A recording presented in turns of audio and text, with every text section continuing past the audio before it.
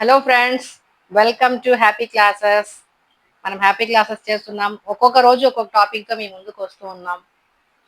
So అన్ని టాపిక్స్ని cover చేయండి, అన్ని టాపిక్స్ని వినండి. నచ్చితే లైక్ చేయండి, షేర్ చేయండి, కామెంట్ చేయండి. మీకు మంచి మంచి టాపిక్స్తో మీకు ఇంకా మరిన్ని వీడియోస్ పెట్టాలనుకుంటున్నాను. Okay, let's welcome once again to happy classes, పయ్యూస్ హ్యాపీ క్లాసెస్. ఓకే, సో ఈరోజు ఒక మంచి టాపిక్ ఏంటంటే, ఒక మంచి లీడర్కు ఉండాల్సినటువంటి లక్షణాలు ఏంటి. ఒక టీం లీడర్గా కావచ్చు, మనం వర్క్ చేసే దగ్గర ఒక మంచి లీడర్గా వర్క్ చేయాల్సి వచ్చినప్పుడు కావచ్చు, లేదా మన యొక్క కొలీగ్స్తో పాటు మనం పనిచేయాల్సి వచ్చినప్పుడు కానివ్వండి, రకరకాల సిచ్యువేషన్స్లో ఒక లీడ్ అనేది మనం ఎక్కడో చోట తీసుకోక తప్పదు. అలా లీడ్ తీసుకోవాల్సి వచ్చినప్పుడు దాన్ని మనము ఒక మంచి లీడర్షిప్ క్వాలిటీస్ అక్కడ చూపించాల్సి వస్తుంది. సో అలా మీకు ఏదైనా సిచ్యువేషన్ వచ్చినప్పుడు కానివ్వండి, లేదా ఒక మంచి లీడర్ అవ్వాలి అని మీరు అనుకుంటున్నప్పుడు కానివ్వండి, ఆ సిచ్యువేషన్లో ఒక లీడర్గా సారీ ఆ సిచ్యువేషన్లో ఒక లీడర్గా మీరు ఏం చేయొచ్చు, ఎలా మీరు మూవ్ అవ్వాలి అనడానికి కొన్ని టిప్స్ చెప్తాను. ఇందులో మనం ఫస్ట్ ఏంటంటే, ఒకసారిగా మనం లీడర్ అయినప్పుడు మనము మన మనతో ఎవరైతే వర్క్ చేస్తూ ఉన్నారో, అంటే మన కొలీగ్స్ కావచ్చు, ఈవెన్ ఒకవేళ మనం ఒక చిన్న కేడర్ పెద్దదిగా ఉండి మన కింద కేడర్లో పనిచేసే వాళ్ళైనా కావచ్చు, మన కింద వర్క్ చేస్తూ మనం ఒక స్టెప్ పైన ఉన్నటువంటి ఎంప్లాయీస్ అయినా కూడా మనం ఒక స్టెప్ పైనే ఉండొచ్చు, లేదా వాళ్ళు మనకు ఉన్న ఒక స్టెప్ కింద అయినా ఉండొచ్చు.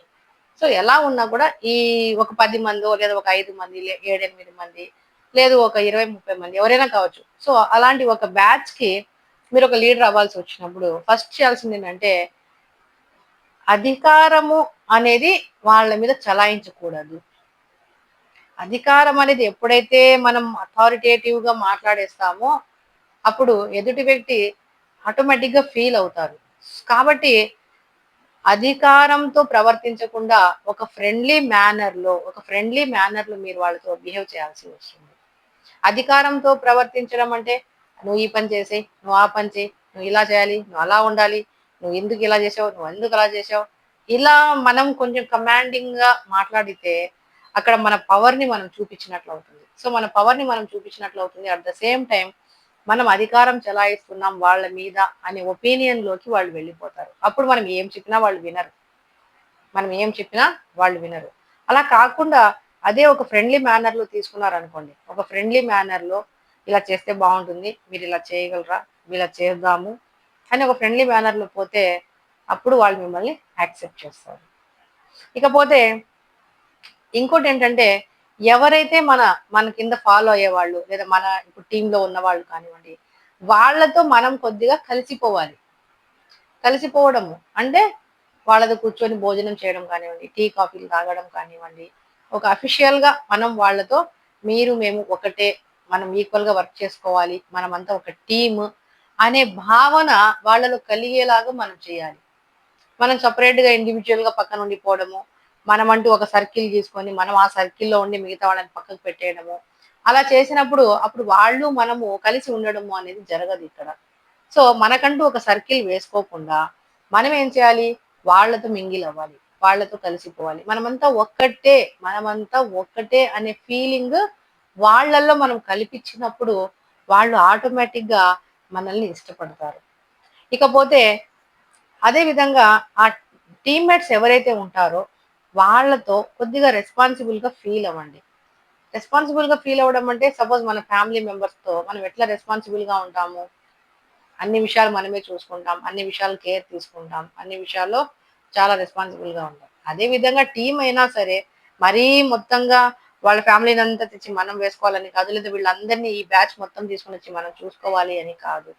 అట్లీస్ట్ కొంతవరకు అయినా వాళ్ళతో మనం కొంచెం రెస్పాన్సిబుల్గా ఉండాలి, వాళ్ళు చెప్పేది వినాలి, వాళ్ళు ఏం చెప్పాలనుకుంటున్నారో వాళ్ళకు ఒక వాల్యూ ఇవ్వాలి.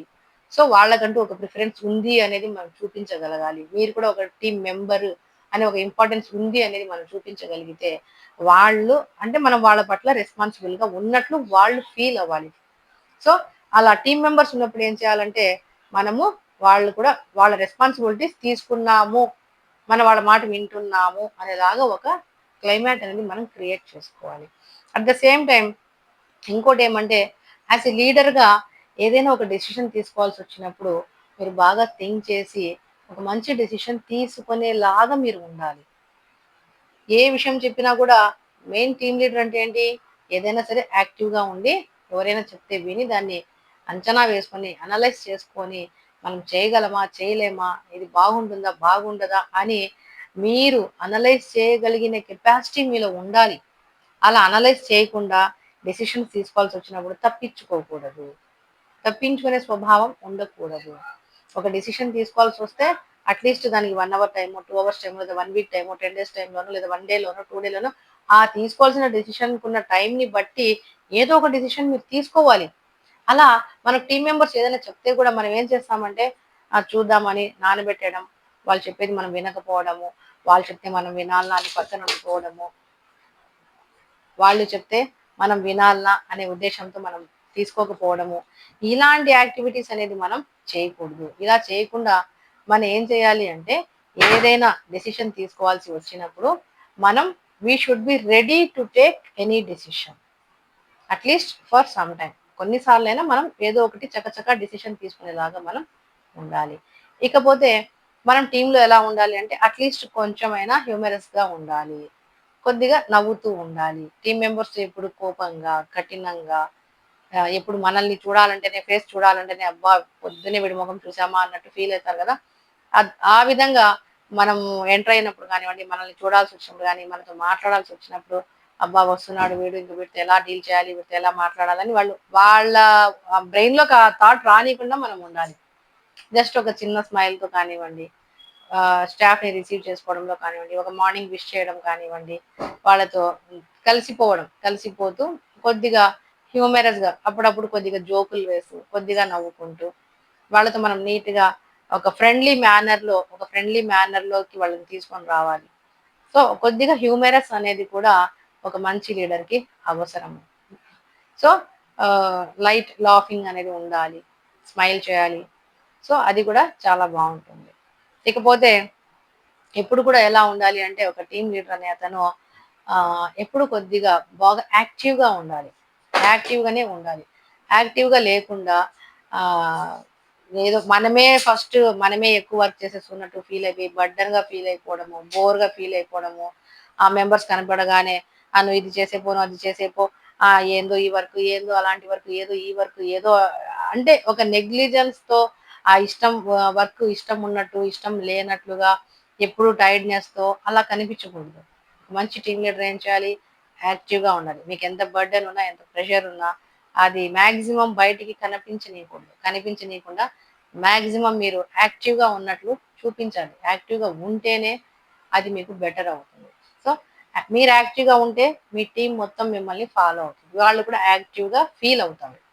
అట్లీస్ట్ మా బాస్ లేదా మా టీం లీడర్ లేదా మన కొలీగ్ ఇంత యాక్టివ్గా ఉన్నప్పుడు మనం కూడా బాగుండాలి, మనం కూడా యాక్టివ్గా ఉండాలి, యాక్టివ్గా వర్క్ చేయాలి అని ఒపీనియన్ వాళ్ళకి వస్తుంది. ఇకపోతే ఇంకొక మంచి టిప్ ఏంటంటే వర్క్ షేర్ చేసుకోవాలి. ఎంతైనా నేను లీడర్ కదా, నేను చెప్తే వాళ్ళు చేసేస్తారు, వాడికి చెప్తే వాడు చేస్తాడు, వీడి ఇది చేసేస్తాడు, వాడు ఇది చేస్తాడు, ఇంకోటి ఇచ్చేద్దాం, వాడు ఇక్కడ చేస్తాడు, వాడు అక్కడ చేస్తాడు, ఈ వీడికి ఇది వాడికి అది, ఇలా ఉండకూడదు. ఇలా ఉండకుండా మనం కూడా ఏం చేయాలంటే ఎంతో కొంత కొద్దో గొప్ప ఏం చేయాలి, వర్క్ అనేది షేర్ చేసుకోవాలి. వర్క్ షేరింగ్ అనేది ఉండాలి.